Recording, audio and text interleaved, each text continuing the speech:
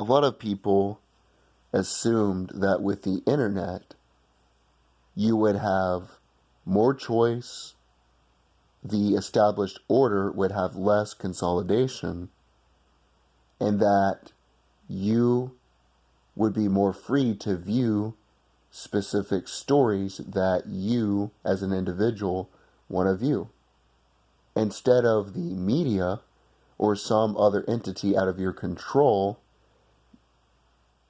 controlling your perception of it all. And what I mean specifically is that the news controls what they want to show you, how much of it they want to show you, and what angle they want to choose to show you. But the most interesting part about this whole dynamic is the paradigm shift. Not only are advertisers making a lot more money, and these mega monopolistic platforms making a lot of money, but the consolidation and control over your purchases is a lot more quantitative than it once was. And what I mean specifically is, back when television was the primary entertainment source for information, sporting events, news, so on and so forth, they would take a certain television block. For instance, let's say daytime television. They would cater their advertisements towards mothers who would stay home during the day while their husbands would go to work. They would cater their advertisements also on game shows and news during the day towards the seniors who are typically retired on Social Security. They would have drug commercials, life insurance commercials, so on and so forth. The way they would do this is they would look at a certain demographic and then make products that are typically purchased using algorithms by those demographics.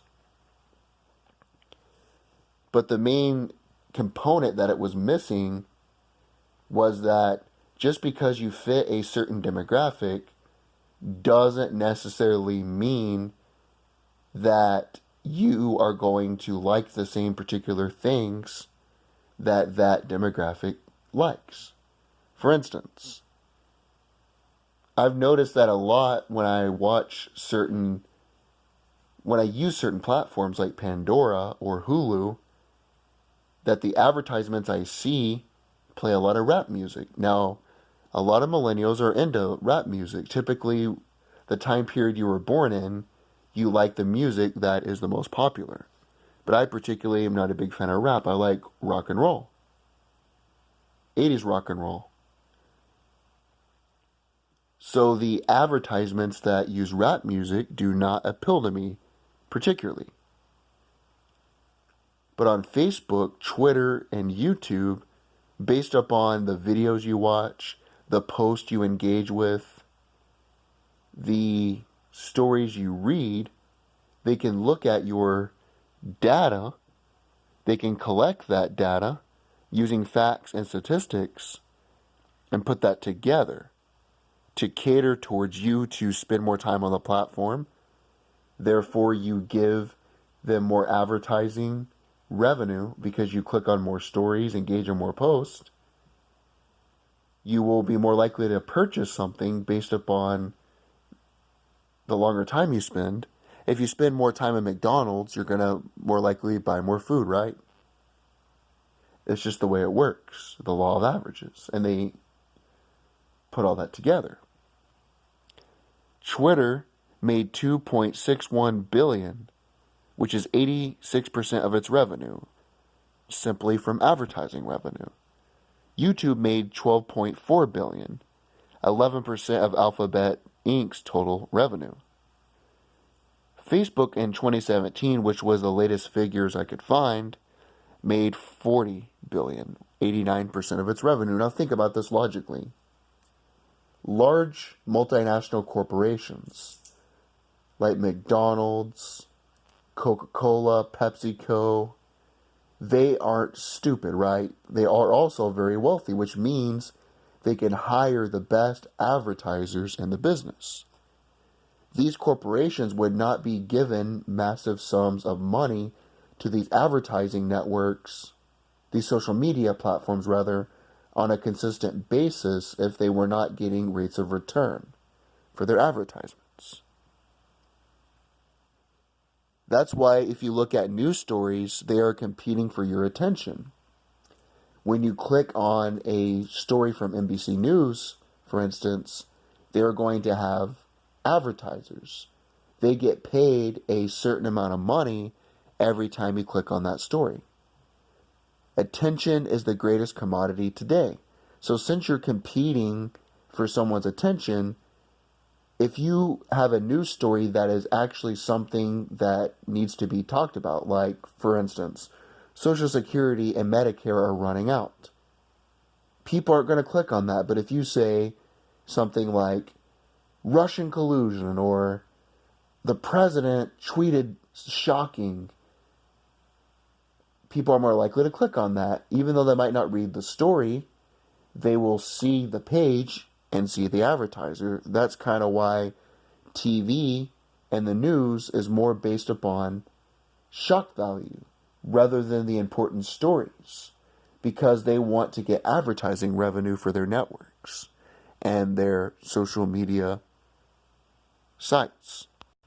There's not really a key way to circumvent this. I mean, the monopolies, the 6 corporations that control 90% of the media, have a way of consolidating power. For instance, a lot of individuals are cutting the cable cord. They are switching to streaming services like Netflix and Hulu and YouTube TV. Well, Disney owns Hulu now. They bought 21st Century Fox. YouTube is owned by Alphabet Inc. AT&T controls AT&T Uverse, and they control Charter. What I mean by this is the 6 corporations, even though a lot of people aren't watching television networks anymore, the 6 corporations have found a way around that. They now own the streaming services. And those same advertisers then get with those corporations.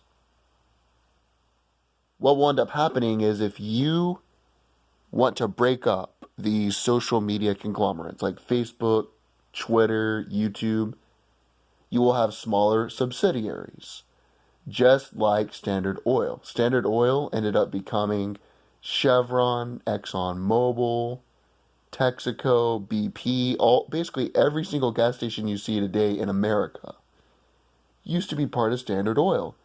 And what happens is, instead of one person owning it, they'll find people that are loyal to them, their brothers, their cousins, their friends, and then they'll let them own a piece of the business. But they will still have monopolistic control of it all.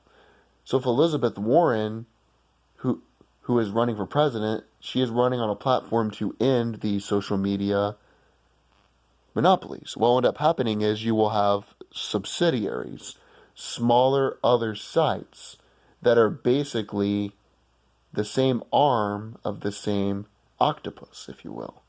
They will still have the advertisers, they will still have the algorithms, they will still be similar.